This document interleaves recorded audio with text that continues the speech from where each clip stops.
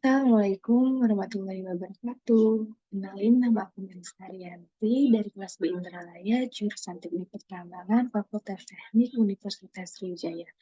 Kali ini aku mau jelasin tugas preparasi batu bara tentang kolam pengendapan lumpur. Berikut soalnya. Suatu perusahaan pertambangan batu bara memiliki rencana membangun collection plant dan kapasitas 750 ton per jam. Kebutuhan air untuk pencucian batu bara tersebut adalah 452 meter kubik per jam. Hasil penelitian menunjukkan bahwa kandungan solid dalam air hasil pencucian sebanyak 7,5%. Dan data-data lain yang diketahui yaitu ukuran partikel sama dengan 3 kali 10 pangkat 6 meter, berat jenis solid sama dengan 2,5 gram per sentimeter kubik, dan viskositas air yaitu 1,31 kali 10 pangkat 6.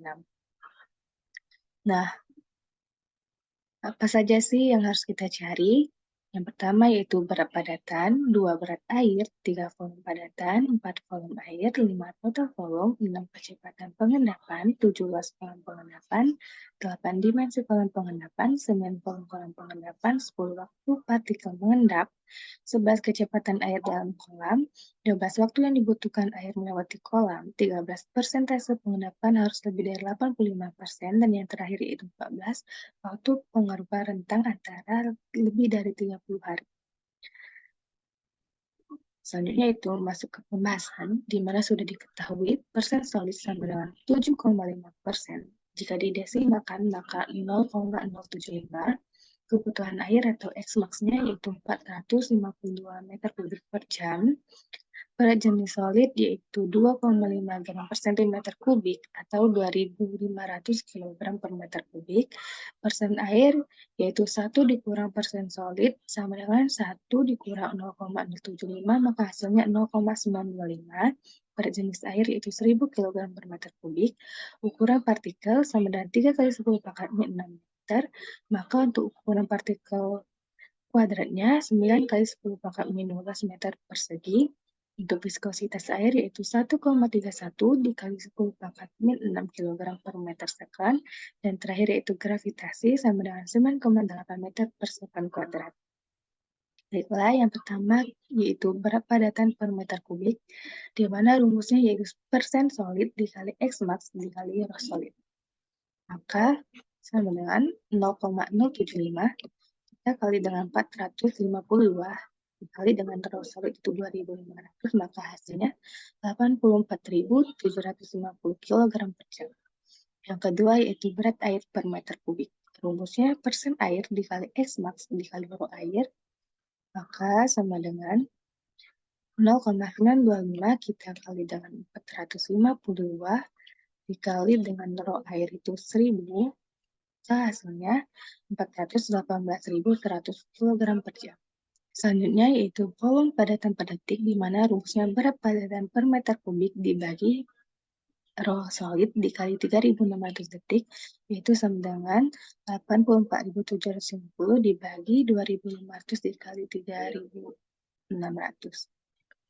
Sama dengan berat padatan per meter kubik kita bagi dengan rho solidnya dikali dengan 3.600. Maka hasilnya 0,009417 meter kubik per detik. Yang keempat yaitu volume air per detik, rumusnya berat air per meter kubik dibagi rho air dikali 3.600 detik. Maka sama dengan berat air per meter kubik kita bagi dengan rho air itu 1000 dikali dengan 3.600. Maka hasilnya 0,116139 meter kubik per detik. Lanjut soal yang kelima yaitu total volume per detik. Nah, untuk total volume per detik ini rumusnya volume padatan per detik ditambah volume air per detik. Jadi sama dengan volume padatan per detik, kita tambah dengan volume air per detik. Hasilnya yaitu 0,125556 meter kubik per detik. Yang keenam yaitu kecepatan pengendapan.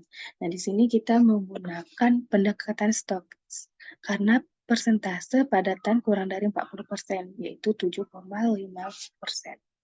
Maka rumusnya yaitu gravitasi dikali ukuran partikel kuadrat dikali ros solid dikurang roh air dibagi 18 dikali viskositas air. Maka hasilnya yaitu 0,005611 meter per detik. Yang ketujuh yaitu luas kolam pengendapan, di mana rumusnya total volume per detik dibagi dengan kecepatan pengendapan. Maka volume per detik kita bagi dengan kecepatan pengendapan. Hasilnya yaitu 22,37668. Selanjutnya yaitu dimensi kolam pengendapan. Di sini aku gunain kedalamannya 8 meter dan lebar yaitu 4 meter. Kenapa aku ambil angka 8 dan 4? Karena nanti akan ada kaitannya dengan persentase pengendapan, di mana persentase pengendapan itu harus lebih dari 85% dan waktu pengerukannya harus lebih dari 30 hari. Jadi untuk panjang kompartemen yaitu luas kolam pengendapan dibagi dengan lebar kolam, di mana hasilnya itu 5,59417, maka kita bulatkan menjadi 6 meter. Selanjutnya itu soal ke-9, volume kolam pengendapan, di mana rumusnya yaitu jumlah kompartemen dikali B itu panjang kompartemen, dikali B yaitu lebar, dan dikali H itu kedalaman, di mana kedalamannya kita kurang dengan 0,5 meter. Maka hasilnya sama dengan 6, kita kali dengan 6, kali dengan 4, dan terakhir kali dengan 7,5. Maka hasilnya itu 1080 meter kubik. Soal ke-10 yaitu waktu partikel mengendap. Rumusnya kedalaman dibagi kecepatan pengendapan, yaitu 8 kita bagi dengan 0,005611. Di kedalamannya yaitu 8, kita bagi dengan kecepatan pengendapan.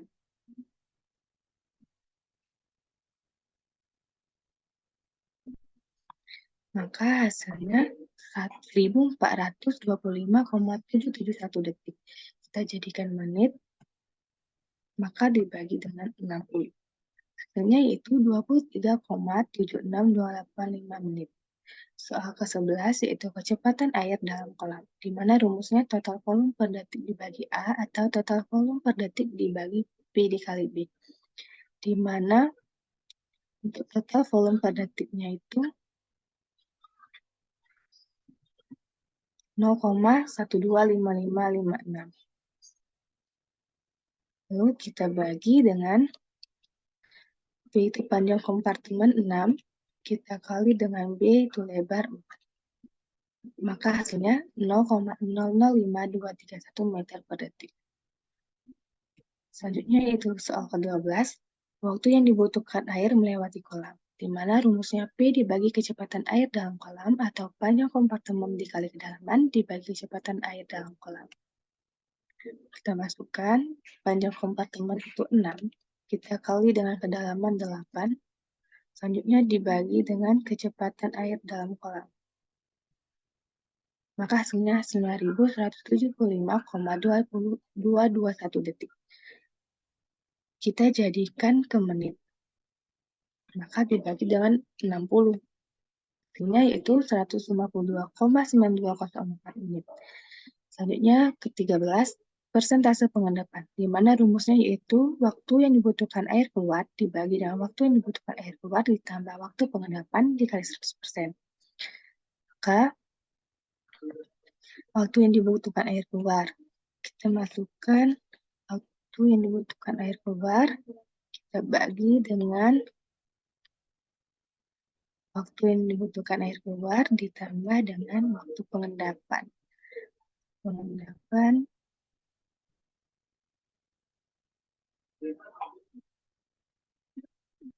23,76285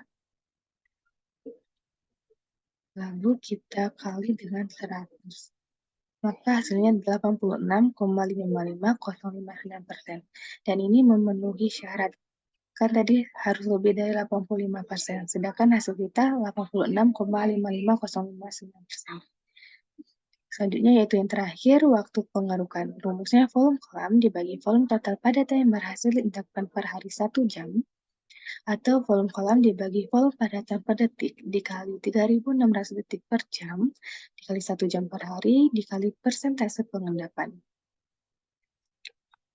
Maka hasilnya itu 36,8077 dan kita bulatkan menjadi 37 hari.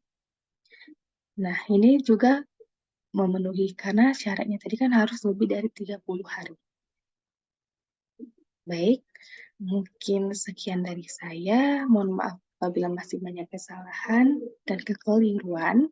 Saya akhiri. Wassalamualaikum warahmatullahi wabarakatuh.